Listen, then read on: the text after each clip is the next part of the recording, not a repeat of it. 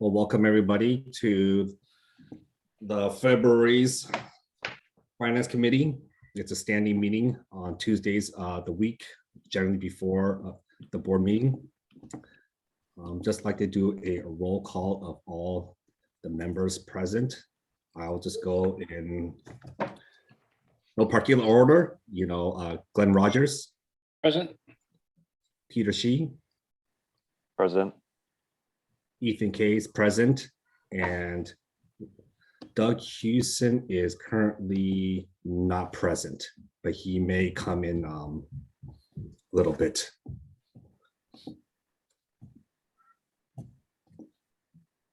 Right now, I'd like to ask if there's any public comments, and if you can, limit to 3 minutes. Before we do that, Mary Beth, were there any written comments? There are no written comments. If anybody would like to speak, please do so now.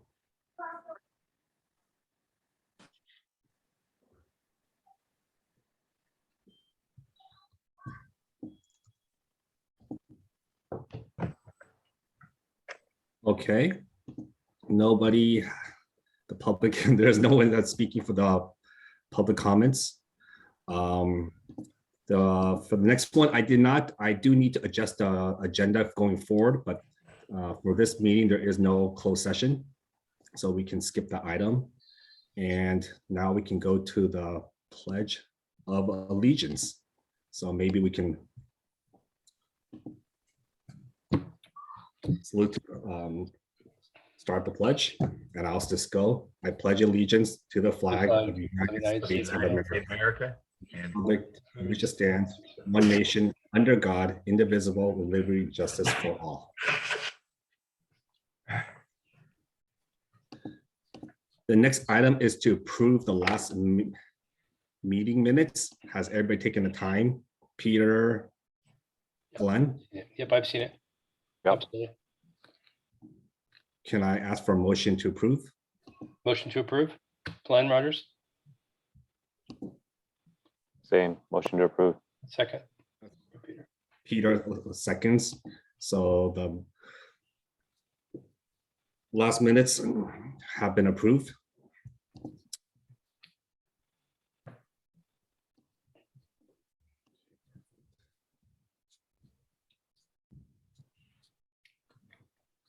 Actually, Mary Beth, I do have a question regarding the next meeting's procedures. I don't believe right now this one was pertinent to the Finance Committee.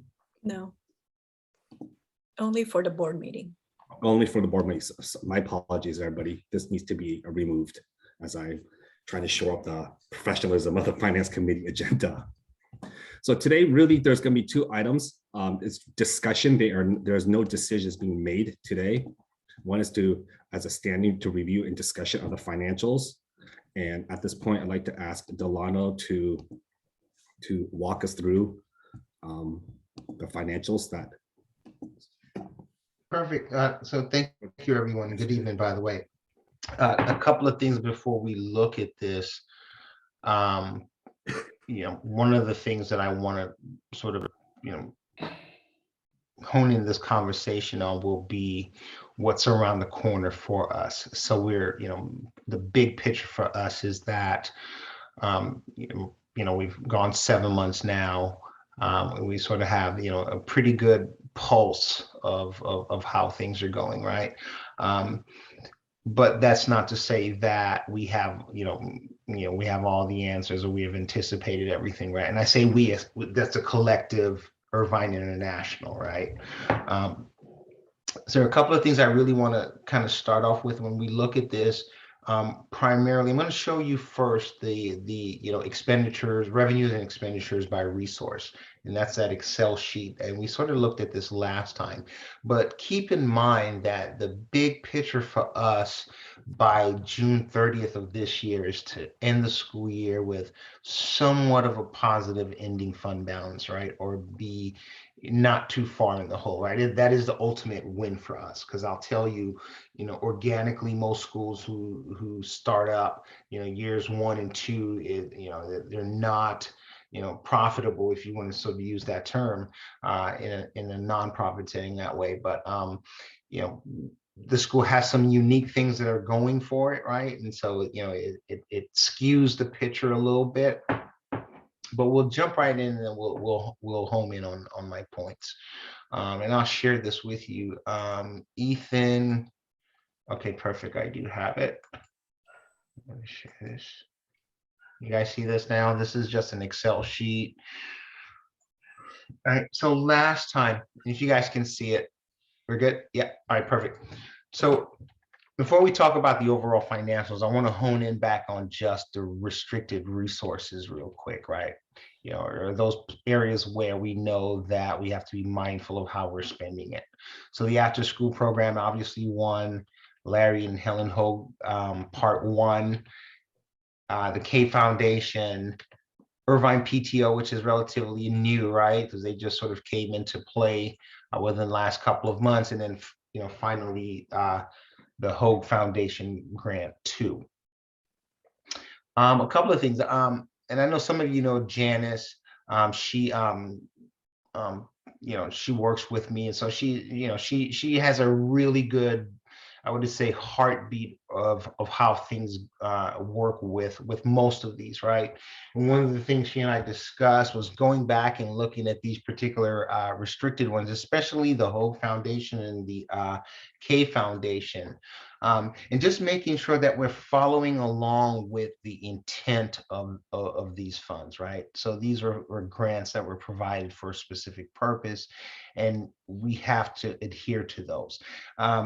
Recently, and I believe it was as recently as the end of last year, FASB, I believe, changed and again opined in a different way in terms of accounting standards and the way that we can classify these grants, especially when they're restricted, on the balance sheet, and how we recognize what portions of revenue we recognize and when, right, and how much we have to keep as deferred revenue until you actually have those expenses. So I'm prefacing that to say, with these three, right, primarily with these two, the K Foundation and the Larry and Helen Hogue Foundation, as an example here. So we've received to date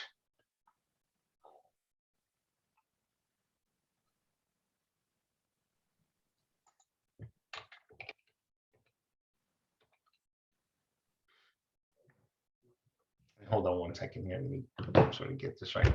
So today, because we deferred that revenue because you guys, let's see, you have 22,849 in total expenses.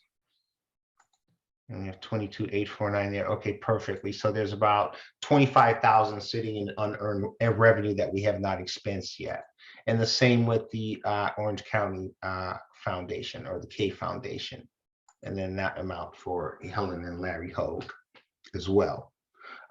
So the bottom line here is that, as we go along, Michael, primarily just looking at fees, I would just want to bring that up so we're mindful that, hey, by June 30th, you want to have these expensed, right? So there should be a plan somewhere along the way, right? To make sure that this happens. So I want to bring that up now and point it out that, hey, it's as unearned revenue now, but as you start to bring forth expenses, then we'll reclassify that, right? Delano, just want to clarify regarding, I have to read the Larry Hogue Foundation, the two grants a little bit deeper, but for the K Family Foundation, it was, or through the OCCF, it was not to be, it was a one-time gift, but it wasn't meant to be necessarily be forced to use all within 1 year. If it needed to be within 1 year, absolutely. And I leave it to the discretion of the administration, but it did not have to be spent in 1 year. Okay. And what would really help with that, Ethan, would be if we could get that in writing that way. That would really make it much more amicable to how we'll classify this. Although it is recorded on the video. Say that again, Michael. His statement is recorded on the video. Oh, but unless someone wants, something in writing would suffice, I think. So on behalf of the K Family Foundation, we'll make sure that there's some writing, so there's more Awesome. Thank additional you. language. I'll have it on the minutes. Thank you. Great. All right. After school program, that's pretty self-explanatory. And again, here, again, we're saying net income here, but again, I think, in your first year with this, we're still sort of what the board or what the finance committee will decide to do with this if there is, money left over after the end of the fiscal year. Does that go into the unrestricted bucket, or does that stay here and reinvested back into the program, et cetera, right? And so that's something that you guys will have to sort of discuss at, a program level, I imagine. If I may make a comment, I talked with Kara, and we want to have the money that is not spent available for the start of next year's program, so that we don't start with zero like this year.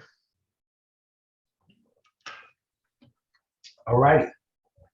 So I'm going to switch up really quickly and just kind of show you guys the actuals to budget really quickly.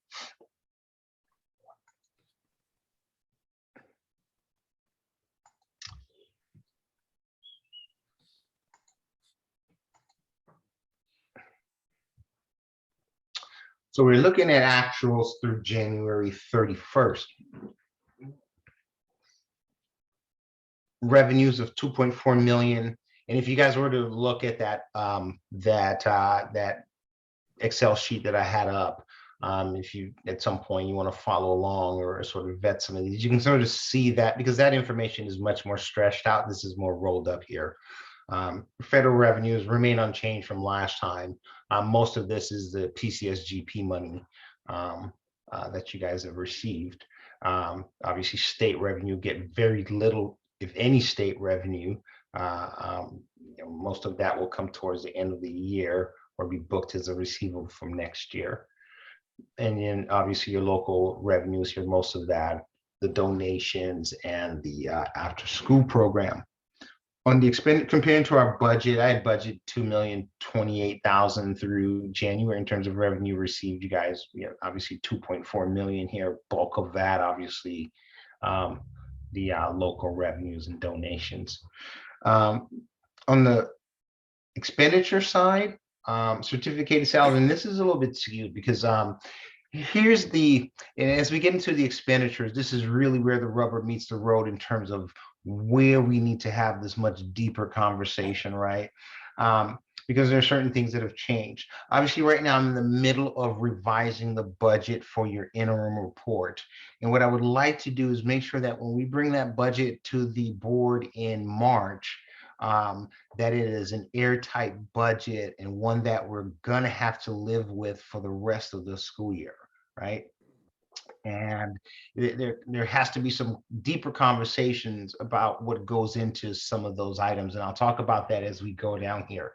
Number one, your certificated salaries. Right now we're trending below, where I thought we would be, but obviously that's because there's certain things that have not come to fruition yet, right? So you guys have added in another position or two within the organization. Obviously that's going to bump this up a little bit. I still think you're going to be under, for the rest of the year. So I'm not too concerned necessarily about the uptick in the salary and I believe it's for the additional part-time administrative help. Same thing here. This is pretty on par. And again, most of these are hourly folks. A great majority of this hourly folks. So again, I think the staffing is on par to where you guys should be. And overall here, as you can see here, total personnel expenses taken in consideration, employee benefits and things like that. But the biggest conversation I want to have, and again, is here, and I've been sort of pounding on this a little bit, but I took a deep dive into your, what's been going on, or what has happened since the start of the fiscal year, the school year, and I'm projecting that, based on my forecast, if we continue on this trajectory, we're going to wind up somewhere around 800,000 in this particular category, right, in terms of expenditures. So we have to throttle back in that area extensively, right? And we've already spent 508,000 through January. And if you were to go through, and again, that much more detailed Excel sheet, you can sort of see some of those line items and what those expenditures are, right? And again, the same here for services and operating expenditures as well, right? So these two categories really are the areas of most concern for me. And how do we throttle back on these? Because then it becomes a program question, right? So we have to look at things within the program and what's happening, right? And what expenditures are coming up or what expenditures are no longer going to be there. And again, this is your first year. So some of these things are being, either decided on the fly and or, are a necessity, meaning that you need to do them, right? And so some things are just unavoidable. Right. So I want to sort of put some of the conversation in that department or in these areas right here, these two really, primarily, on the program side, just to make sure that when I bring that budget back, because there will be changes, that, administration can really wrap their heads around, what the needs are and also, how we make it to June based upon those needs, right? Delano, I thought the reason the books and supplies are so high was because we bought the books for an extended period of time over 1 year. Mhm. Right? So I thought we made a conscious effort that by us purchasing the books for a multi-year contract, it was cheaper than for us purchasing it year over year. Yes. So we knew that going in, that we were going to be over in the books and supplies area, correct? Mhm. Yeah, but it's still a concern for me, Glenn, in terms of, it's okay for us to understand it, but the authorizer does, they don't really take that stance, right? They go, well, you need to fix that budget, right? Because it's a glaring, if you will, almost like they don't like to see when you deficit spend that way, right? So, not on purpose. So what I'm proposing, and again, I'm still working on that budget and where we can have the uptick in expenditures, right? So I'm going to have to trim from other places. I'm hoping that once I get the salaries aligned, and I know, my right hand, and I call her my right hand, Janice, that works with us.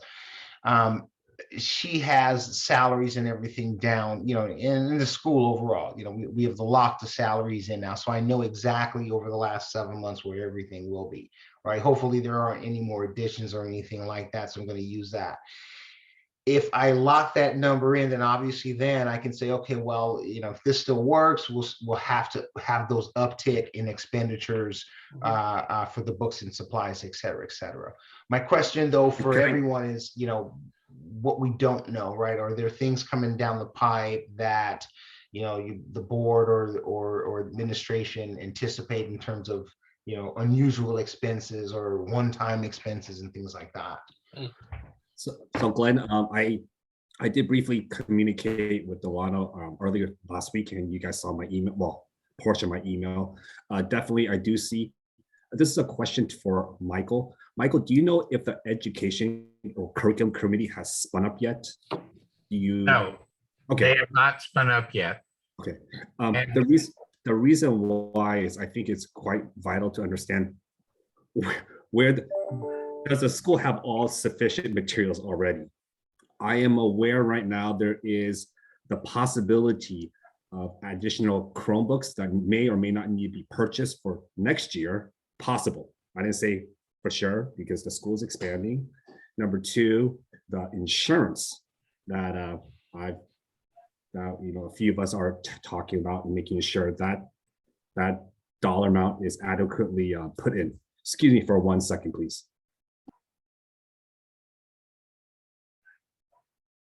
Hey, Delano, while Ethan takes a quick break, have we looked at the multi-year spending line items and break it down into the actual year amount?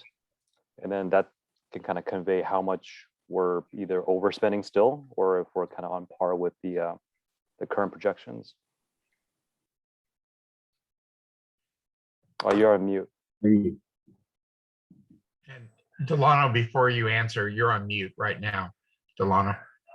But the the public school grant money is going to some of these books, or can you help me understand how the public school grant is affecting this too? So the budget really and truly, Peter, to your question, the multi-year projections, we're going to toss those out, right? Because just based on what we have now, we're going to, what I would like to do is go back to the drawing board and say, okay, let's build a multi-year projection based upon what we actually know, right? Because these were built, for first year school, this is all, hey, this is all written in pencil, right? I don't think that coming in, Michael anticipated the amount of resources that he actually needed to service 350 students, right? Nor, the amount of expenditures or the amount of resources that require, in terms of just human, HR, things like that, right? And a multitude of other things, right? So what I'd like to do is use this first year as that baseline, right? And I know that there's certain things that came up this year that none of us anticipated, right? Legal fees and other things, right? That, that going in. Anticipated some of them, but not to the tune of, where are we? $25,000, just to give you a small example of that, right? Things like that. Delano, Right. I have a question. Mhm. Does this include the grant that is it earmarked as of January 31st, the grant that was for the technology, Chromebooks, all the Yeah, the way I understood it from, and Michael, maybe you're best to explain this. I think the way that I understood it is that there was a third party involved, and the school is just essentially getting the Chromebooks. They're not getting any type of revenue. That's the way I understand it also. noted. But we won't have to buy any more Chromebooks because that will take our number up to over 450, I believe. So as an example here, if I look, right, so to answer your question about Chromebooks just in general, or just technology in general, these three line items that I have highlighted here is roughly about 90,000, right? Coming in, even as late as say September, October, I don't think that was on the table. Now I can tell you it wasn't on the table. I can tell you what was on the table. It was more or less 86,000 in in technology, right? The bulk of your program materials were being, anticipated to come from the grant money, right? But you also have other things too. You have after school supplies here, right? The help me with the name of this program, Wonder Kids, right? Wonder Exactly, Kids. right? That's Wonder correct. Kid expenses, right? Things like that. So all of those things now have to be taken into consideration, at the ground level, right? In terms of, okay, what do these things actually cost to run for an entire year, right?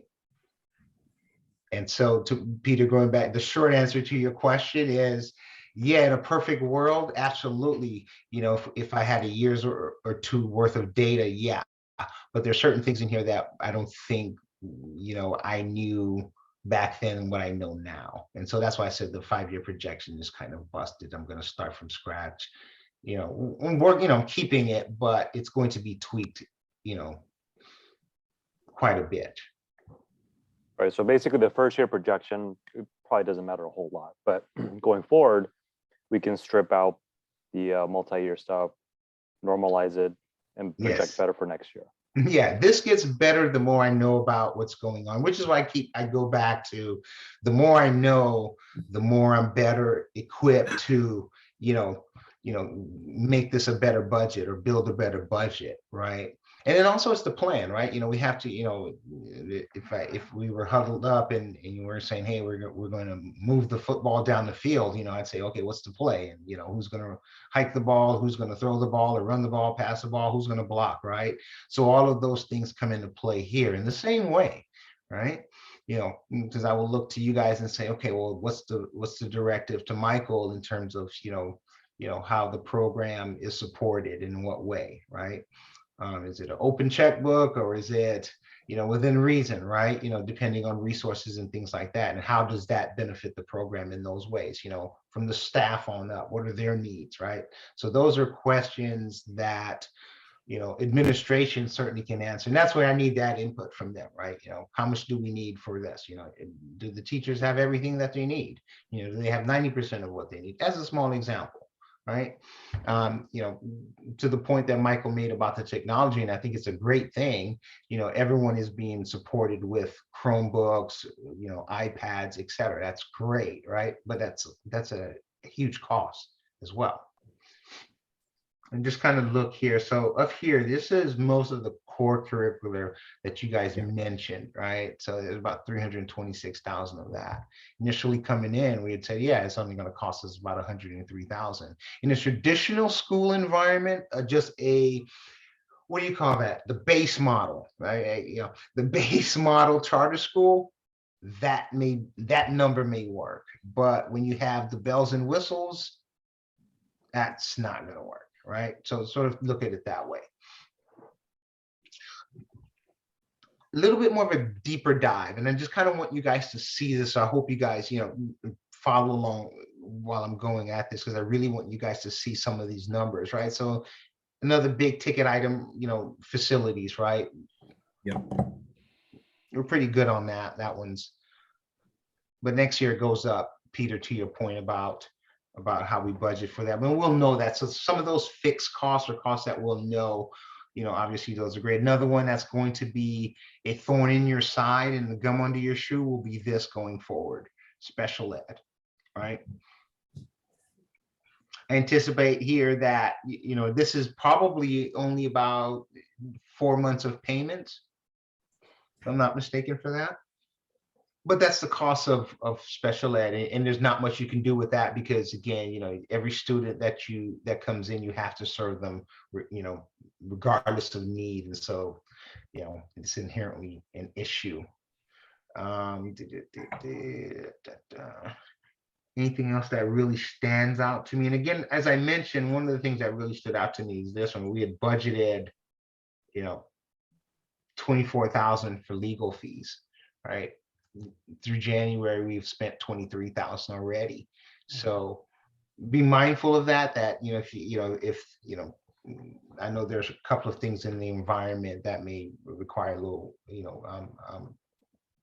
legal input, but just be mindful of that cost, because that can get out of hand really, really quickly. So as that bottom line this year, and again, you guys are, overall, if someone were to look at this, they would say, hey, you guys have no worries. You're only 2,918, deficit through January for a charter school in year one. Are you kidding me? I'll take that every day, twice on Sundays, right? And it's great, but we also know behind that number lies some moving parts, right? With some restricted resources and things like that, right? And not to worry, that's not to say that come June 30th or, and beyond, when we close the books, that, this will be in a deficit. That's not what I'm saying at all. We want this number to be positive, but if it's in a deficit, that's not a bad thing either. Again, because like I said, in your first year, just so much that you have to contend with, that you could not have, there's no perfect plan in your first year, right? In that way. So Delano, though, that number assumes that we're not using fully the grants of the existing roughly $200,000 that's left to us, correct? Right. Yeah. If we were to recognize that those unearned revenue pieces, then yes, it would boost back up the net income. Okay. So that's why I said, there are some moving parts behind that number, that kind of thing. But I, and again, this interim report, and I'll sort of go back to that because that's really something that when we discuss next week, and Ethan, next finance committee meeting may need to be pushed up a bit. And I know I'm not going to ask you guys a lot. Here's why. Compliance wise, that report is due to the authorizer by March 15th. Just kind of working backwards from when they will probably want it. I can get away with sending it March 15th, right? And help me here with a calendar. March 15th is probably say Monday, Tuesday. It's a Tuesday. Okay, It's in 4 weeks. all right. So it's a Tuesday. So So Delano, you're not able to do it for next week, right? For approval? February? no, it's here's why. Because the budget that we're going to bring back has to be part of this report, right? And so I need the board to approve the budget. I can put the cart before the horse, right? In terms of, sending out the report and then, have the board approve the budget, but I don't want to do it that way, even though I know that they wouldn't necessarily make a big stink about it just because of timing. But if I can get at least the finance committee to bless it, then I'll use it, is what I'm saying. You see? So if you guys can meet probably March. When is the normal meeting? It would be The Tuesday. And our scheduled meeting was going to be on March 22nd. board meeting or March finance has 5 committee? Tuesdays. Yeah, because March has 5 Tuesdays. So finance committee would be March when? 22nd. March 22nd. Okay, yeah. So if we can push that up and even meet on the 15th, So I have just so on my that way calendar I right can go now. through the budget with you guys and everything, and the interims will be done, and I have to send that in regardless. And your board meeting is 2 weeks later, so you can approve it without them having a big stink about it. But I really want you guys to see what's going to be in that budget before it walks out the door. Right. And still there's some conversations I'd definitely like to have with Michael and Steven and team, about some program costs and things like that. And if there's anything from the finance committee or the board level coming down in terms of expenditures and things like that I need to know about, obviously we can put that in. But I'll tell you now, it's going to be a tight budget. Don't look for a lot of wiggle room here, right? Because there won't be much. I have most of it done, right? So it's so I kind of have an idea of where I think it's going, But yeah, so just something to think about. If you guys can, if possible, do it on the 15th.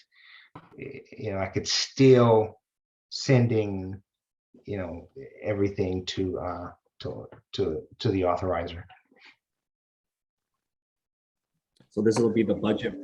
This March 15th will be the budget for the following year. No, this will just be the budget revision for this current fiscal year, because here's why. If I turn in the interim reports with those huge gaping deficits in there, they're going to send you guys nasty grams and and all kinds of things. So why not fix it to avoid what I already know they're going to do? And we already know that there's only so much we can do with rescuing this, but it's at least it shows that you've done your due diligence and your fiduciary duty, in terms of making sure that, hey, look, we've done everything we can. Because at some point they understand that, hey, look, this is a program in its first year. There's an investment in the program, all right? So they do understand that, but they just don't want you to sit out of the bank and go, oh yeah, just spend without, any type of ramification. They're not in that business, right? So yeah. So the action, I believe, Delano, first of all, is I'll circulate an email out to confirm that our next finance meeting would be on March 15th. That'll be number one. Two will be on or before. Let me put it that way. On or before. Yeah. Let's do it that way. Give you guys I think a little bit of flexibility there. And then it's also for Delano, for you to have, as well as possibly some other people, to have conversation with Stephen and Michael about pen, sharpening the pencil and just not even for next year, but just what we see right here. Yeah, because the process, and again, I'll sort of give you guys a little bit more, and remind me, Ethan, before next finance committee meeting, for me to give you guys the budget timeline and a sort of a Yeah. calendar of due dates for compliance things and things like that. So that way you can, Mary Beth can plug them into the calendar, and then it will shape, you know, some of when you have meetings, because there will be times throughout the year when you may have to tweak or adjust based upon certain compliance dates that we have to adhere to. But I've already had one conversation with Michael and Stephen, I think it was last week, right? But there's a little bit more I want to go back to and show them based on January, right? But all in all, like I said, most of what needs to be done will be in the categories that I mentioned, the program areas that they control more so than anyone else. Okay.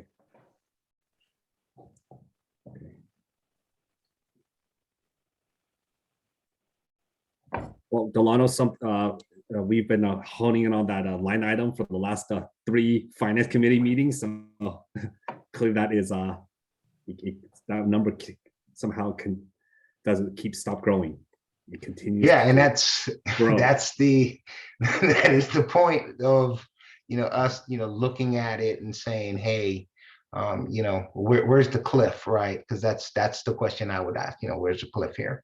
And can some things be pushed into next fiscal year? And again, that goes back to, hey, what's the plan, right? You know, because I think I brought that up several times now. You know, once that's clear, you know, especially for you guys, then that helps tremendously in terms of, you know, nailing down those numbers and you know, sticking to them. And I mean, the school has come a long way, you know, in the last 7 months. You know, make no mistake about it. You know, it's, you know, this is not an easy thing, because, yeah, trust me when I tell you it's not. And I know the difficulties that the administration is under. You know, I mean, there's, you know, everyone needs or wants something on a daily basis, right? But this is part of operating a school, right? And, you know, and this sort of comes with the territory. And obviously for you guys as well, you guys are all volunteers, and here we are at 6:45 talking about a school budget, right? If there are any questions on, you know, just the revenue expenditure side, you know, feel free to shoot them to me. You guys have the balance sheet there. We can certainly go through it. Go through. Delano, let's go through the balance sheet. Let's make sure.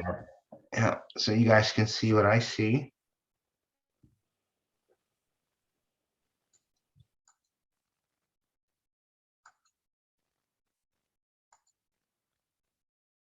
I guess it would help if I was sharing the Excel sheet and not my calendar, right?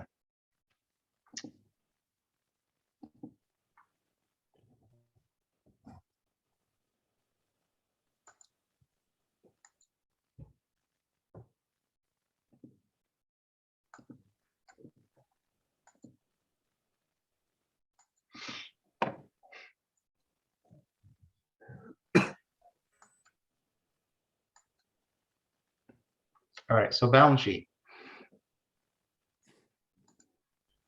You guys can see your cash here, right? 37,000 in treasury, another 685,000 in the operating account, 13,000 in prepaid, 736,000 overall in assets. You can see here your liabilities. You have some payables, various types here, salaries, stirs. As we get down here, this is the amount that's currently owed to charter schools capital. Yep. Right. This is the amount for the revolving loan. And Glenn, to your point, the unearned revenue that's here of 193,000, right? 820. So, Delano, 9642. We haven't touched that yet. Is that correct? Oh yes, this is here as a liability because yes, you received all of it, so you did receive this cash. Okay. Yes. Okay. All right. Okay. Yes, absolutely, you did. Yeah. Okay. And you won't start paying this back until I believe you won't start until August or September of next fiscal year. So it'd be August of 22. And that's at a pretty low interest rate, is that Oh, correct? absolutely. Yeah, extremely low. I think estimated net payments, somewhere about 8,000 or so. Okay. And you can see here the ending fund balance. Again, deficit 86,363, but nothing to worry about there. As I mentioned, for school in its first year, it's natural to have your fund balance in a deficit for a long period of time. But again, as we get, as we close out the year, a lot of this is obviously going to change in terms of this, because I anticipate that there will be more expenditures once, we sort of look at, the plans that Michael and Stephen and the rest of the administration have for those particular grants or anything that we have booked here as on revenue. Certainly that will then get reclassified. Delano, can you remind me what the AR sales payable is? So if you guys recall, this is the mechanism that we were using to borrow money to sort of, front the program, right? Ethan, I don't recall if you were part of those conversations early on during the summer or so, but there's several companies out there that do factoring, right? So it's receivable sales. So basically they're buying a portion of your revenues, right? In this case, a great majority of that is your property taxes. So as an example, the last round of funding with them, I think it was roughly 600,000 or so in the initial early months of the school to get things going, right? Because remember, there's no funding that's coming in, during the first 4 months of school. So there's a company out there. So it's a glorified payday loan, if I could, be as straightforward as that. Right. So just look at it that way. They give you $150, but when you pay them back, you pay them $200, something like that, right? Just to kind of give you a elementary explanation of what it is. Right. So this is the amount that's there that's still owed to them, outstanding, and there's a schedule for this in terms of what they purchased and when, and obviously there's discounts and fees that are tied to that will dictate what those repayments are over time. Right now it's 257,000, and there may be a need to go back to that well at some point. Right? Don't be surprised if that comes up, right? Just because of, again, like I say, the way that funding works in your first year. Yeah, but we try not to. That's a very expensive law. Yeah, and I've tried to minimize as much as possible the need to do it just because of those fees and things like that. But it's a necessary evil. I'll tell you that, as I say, they were the only friend you had when you needed a friend, right? But yes, we certainly don't want to make that a routine or a habit, and it's best that if we can wean ourselves away from them, sooner rather than later. And the sooner we can do that going into next year, the better off you'll be, because now you'll be on a much more consistent funding cycle, and we'll know, we'll have more consistent revenues coming in, right? And so it will lessen the need for that type of thing, unless there's a major event within the school where it dictates growth, and now you have to sort of go back and retool what you're doing, and things like that. That's the balance sheet. Any questions on the check register? I normally don't. And before we go, Ethan, one thing about the board meeting for next time. The board meeting that's coming up in February.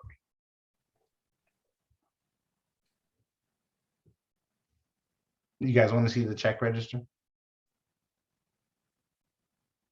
Yes. Okay. Yes. I wasn't sure, John. I thought you said I wasn't sure it was a question, but please. And I have okay, please. What reason? Okay, so I'll make sure that we use a different identifier for these, whether it's just the last two numbers or something like that. Yeah, we'll edit the video too. Yeah. And let's see here, hopefully there isn't, right.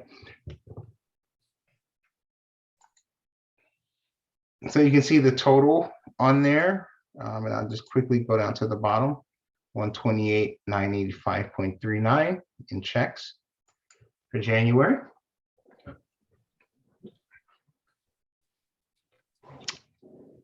That is all that I have, folks. What I was going to bring up, Ethan, so for the next board meeting, I noticed a little bit of a uneasiness with the folks in the on the board meeting, right? You know, the public, right? So if you want the next board meeting, let's share what we shared tonight, right? The actual the budget summary and the balance sheet. All right, and you and I can tag team and sort of walk through that a little bit. Just give some quick highlights, because I find that if the public sees and hears, you know, certain things, or you know, they have an insight into what's happening, transparency tends to go a long way, right? And so they appreciate the fact that they see and hear certain things, and I can certainly help with that, you know, because I think the more that they see, and I'm not saying we're going to pull the curtain back and show them every single line item. That's not going to happen, nor do we really take questions, right? Because that's not, the board meeting is not a place where I'm addressing questions from the audience, or you know, things like that. We're just presenting, here they are. You know, if they have additional questions, obviously that's when they can funnel that through Michael or whatever, you know, communication you guys have in terms of fielding questions and answers and things like that. And certainly they can send it to me too, because I don't have a problem with answering them. So if we just do that, I think, you know, and be consistent with it, I think that will go a long way in dampening some of the, you know, the concerns that I see. Because, you know, someone asking for every single check register is just an overkill. It's like there's nothing really there. You and I both, we all know there's really nothing there to see, but someone asking for it is just, you know, it's, you know, we all have better things to do in that work hard. But you know, this is public information, and you have to do our due diligence, you know, in terms of making sure that, you know, we provide them with as much transparency as possible. So I'm all for it.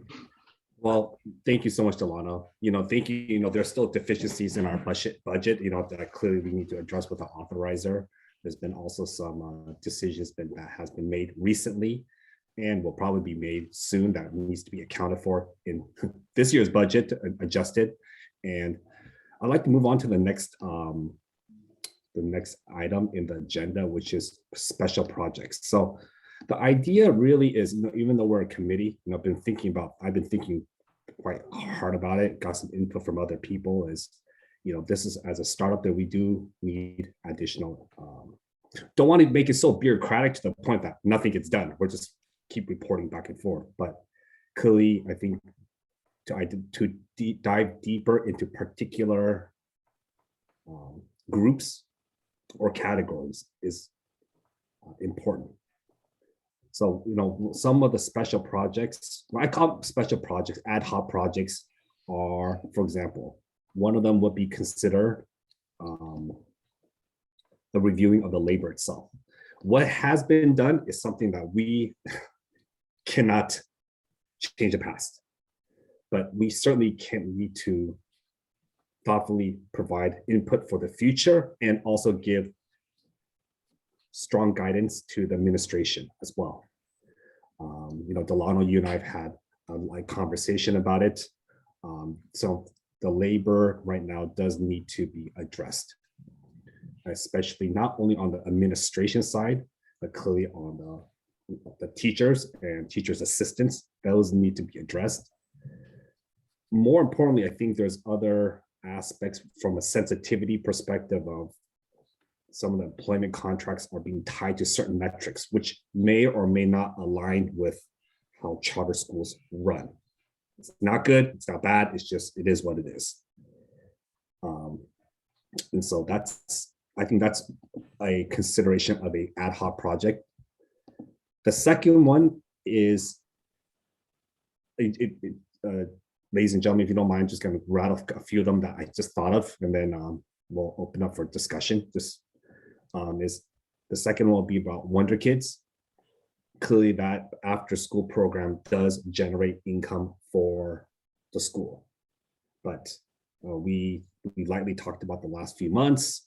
We don't want to take money from left hand to right hand to left hand, because the considerations, what happens if Wonder Kids may or may not post a loss? I mean, I'm just saying, clearly this year's shown that it's really helping the school out, but a consideration would be what happens. So how much of the finances from Wonder Kids should be allocated to school? So for example, Wonder Kids itself is considered a self-encapsulating donor. It can be restricted or it can be unrestricted. A percentage of net profits can be given to IIA.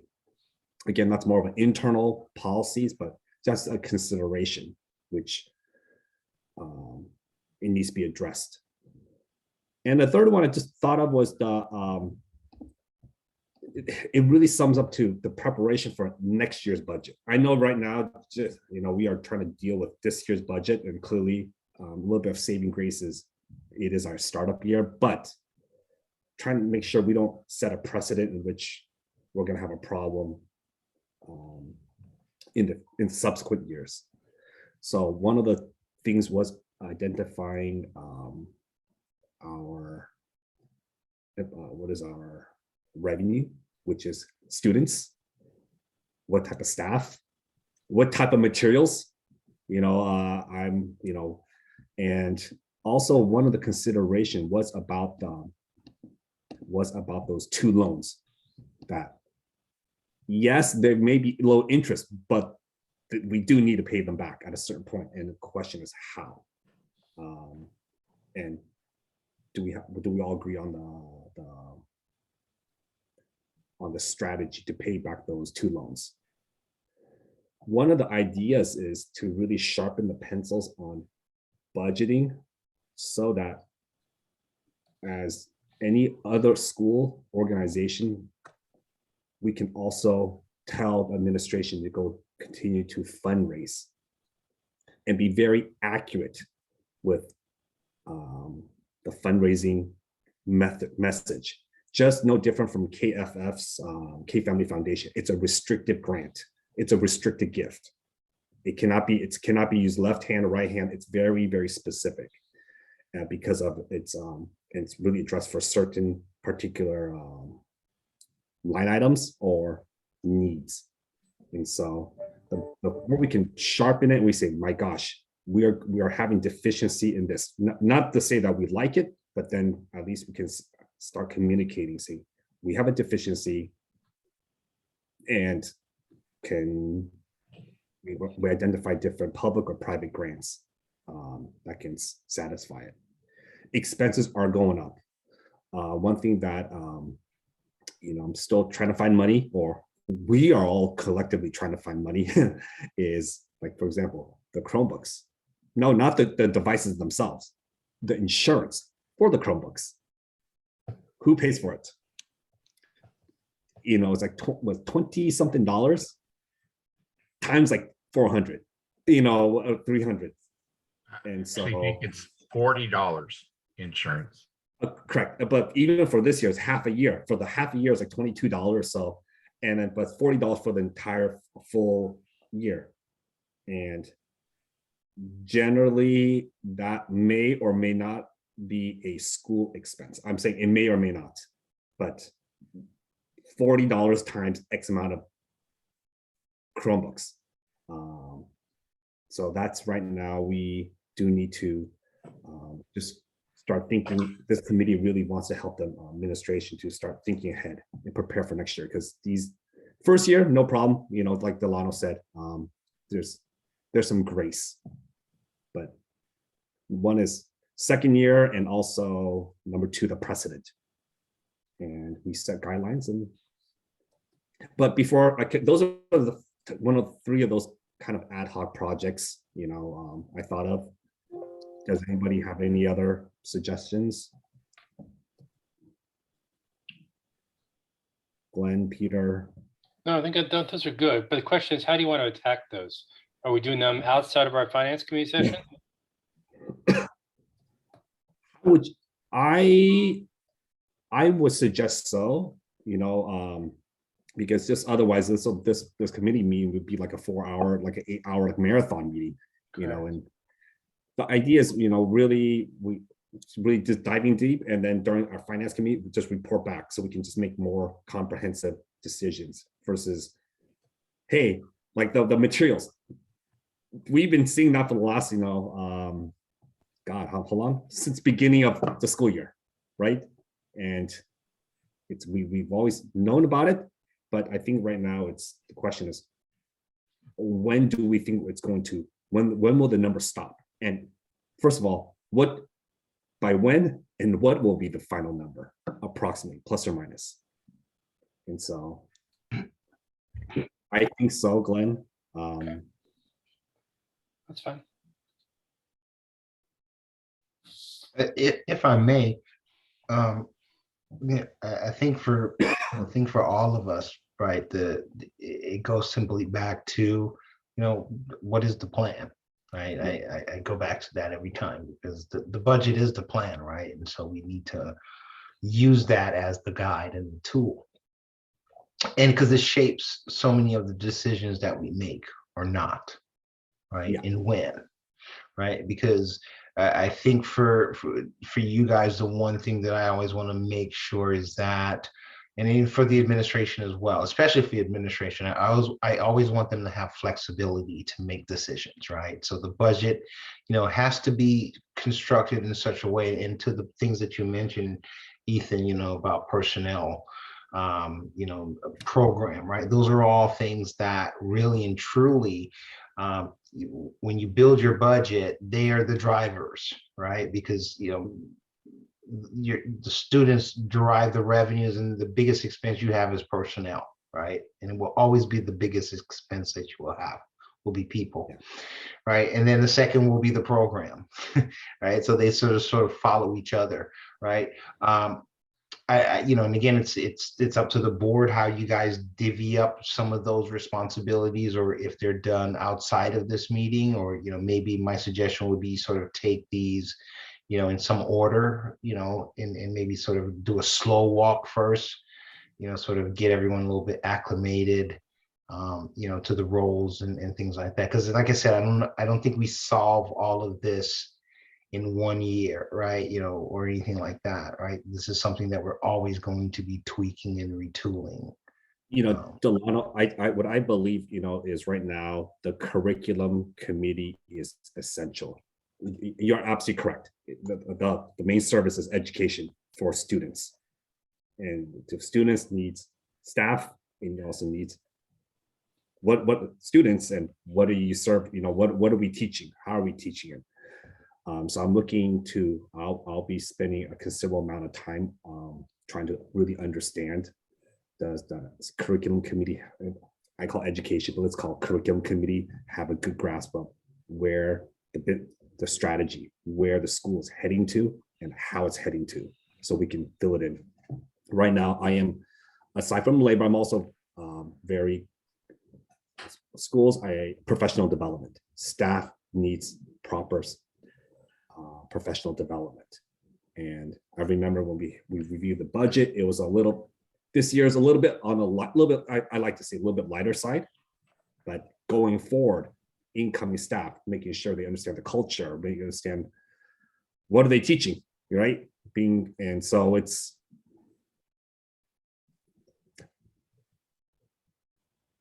expenses rising is not necessarily a bad thing, but if we don't get some other things in control, it's going to be a very painful future.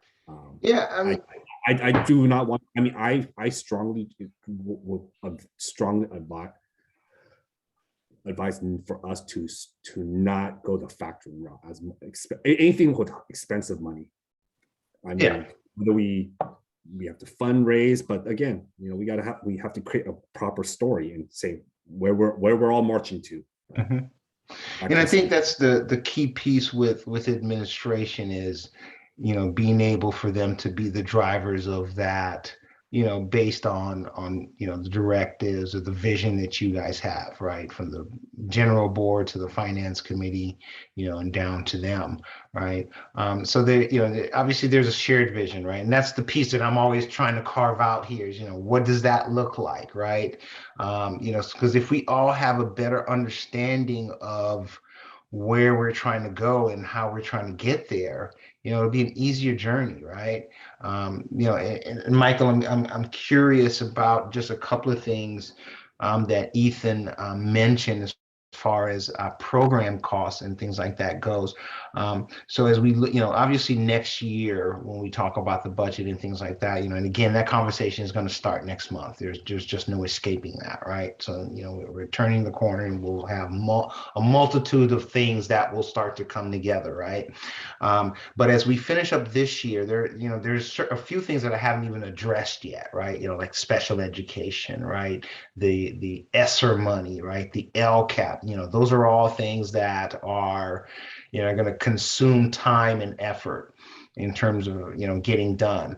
But at the same time, going back to because I mentioned those things because here's why I mentioned them. They all relate to your program, the program that you have, because your stakeholders are going to say your LCAP, your LCAP, just so you guys know, is that document by which your stakeholders, meaning your parents, your authorizers, et cetera, look at, find out about your school, right? What is the program and how are you serving students in what way?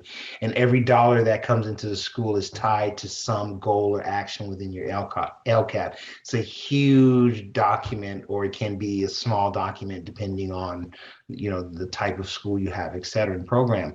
But those things all tie together, right? And again, it goes back to what is the vision, what is the plan, and, how does that come together, right? Because again, I can build you a great budget, but it will mean absolutely nothing if no one sticks to it or no one understands it, right? Or and whatnot, right? So the budget really reflects what's happening right on Karen Ann Lane. Is that the address? Karen Ann Lane, right? Yep.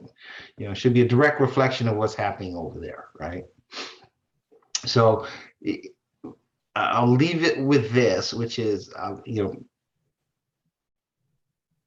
when I touch bases with Stephen and Michael again, I will take into consideration something that you just mentioned regarding some of those committees or possibly things that this body would like to address, because that will imply, again, that, there may be changes as you mentioned, and also, this certainly gives Michael an opportunity to look at the last 7 months and say, where are we going to be at the end of June, or where do I want to be at the end of June with this thing, right? And where does the board want to see this thing at the end of June? That's the question I'll ask, and that's the question I'll leave you guys with, is that, where do you guys see this then, 4 months from now, right? Okay. If I could just take a second to add to finance indirectly is enrollment. And we're getting ready for enrollment next year, open enrollments right now. We have one TK class and it has 36. So people enrolled. That means we'll have a lottery for those extra 4 spaces. Kindergarten has 89 and it's 96 available, and some of those will be taken up by siblings. So that'll be full, maybe a lottery. First grade so far has 16. That's we had an extra class that we were going to start, so we'll see if we get enough to start it. Otherwise, we'll stick with 3. Second grade has 9 signed up, which will cause a lottery because second grade is mostly full, and that will fill it up. Third grade has 11 signed up, and that will cause a lottery because we're mostly full. Fourth grade has 4 signed up. That's okay. That won't go over. Fifth grade has 5 signed up, which will cause a lottery because that one's almost full, I think. And 1 more for our 6th grade. So in the key grades of TK and kindergarten, we're going to have a lot of kids. We'll have close to 500. It gives and takes and moves around, but we will be having a larger enrollment next year. Michael, I'm sorry, can you just opine about how many have signed up already for next year? Just We have like a 98% positive we're coming back already. So we're looking at the numbers and saying we should have a pretty full school next year. I mean, things change, but looks very good. I have 175 names on the list right now. Michael, just a quick question for you from a funding perspective. Those TKs, how many did you say were coming in? We have 36 signed up, but we can take 32. And as far as the age, the birth date range, are you staying by that December 3rd? No, the law changed and it extends it to February 2nd.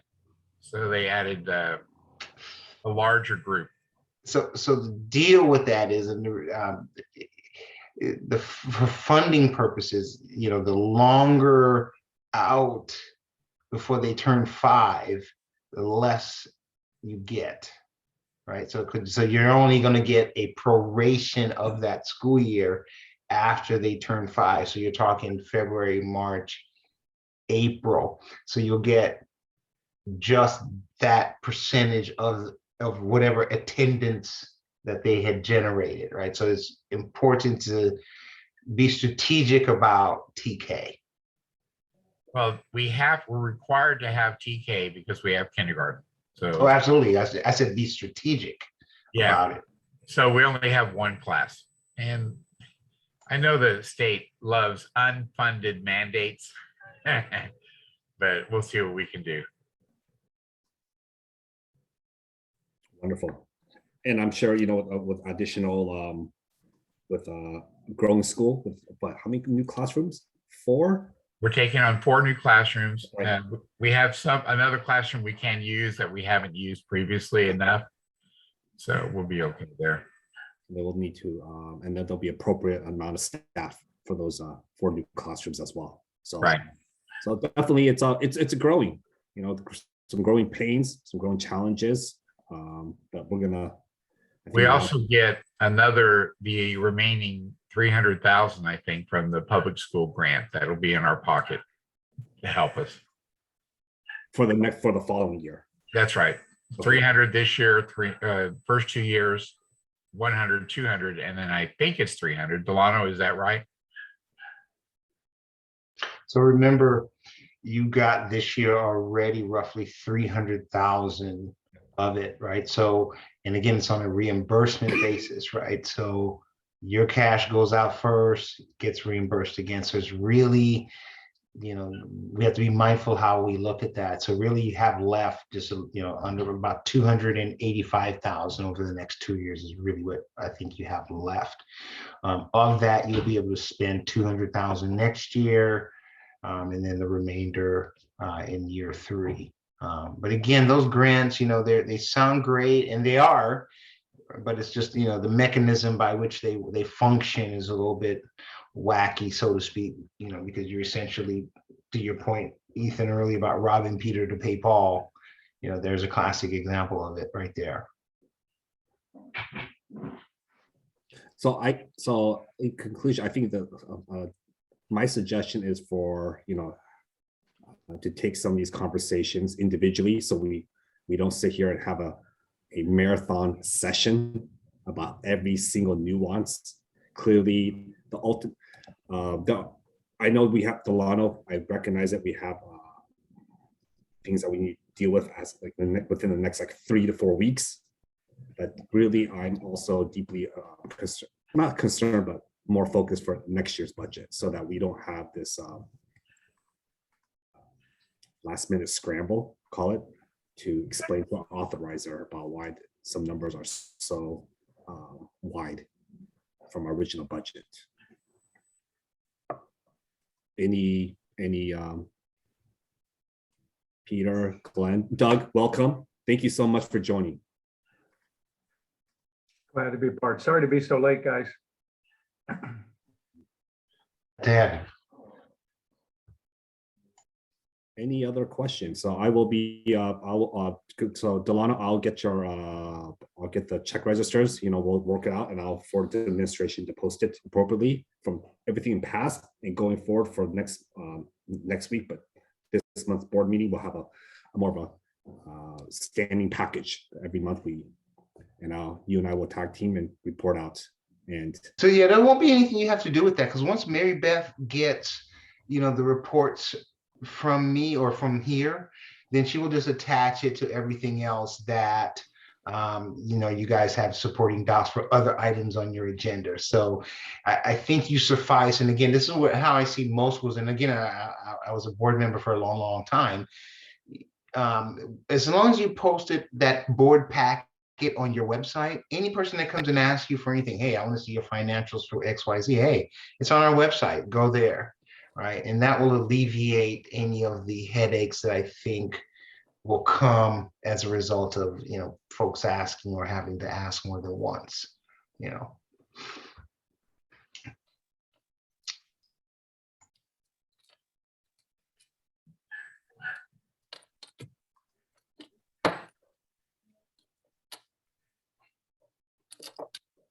Ethan, you're on mute. thank you. At this time, I think we covered most of the high level issues, don't really want to go all the way down to certain right now. I think there's more, Delano needs to focus and work with Michael and Stephen for this year's budget. We talked about really for next year's, which is what I'm really focused on. So at this point, I'd like to adjourn the meeting. Do I get a motion? Motion. A second? I'll second. Wonderful. Mary Beth, thank you. We can stop the recording.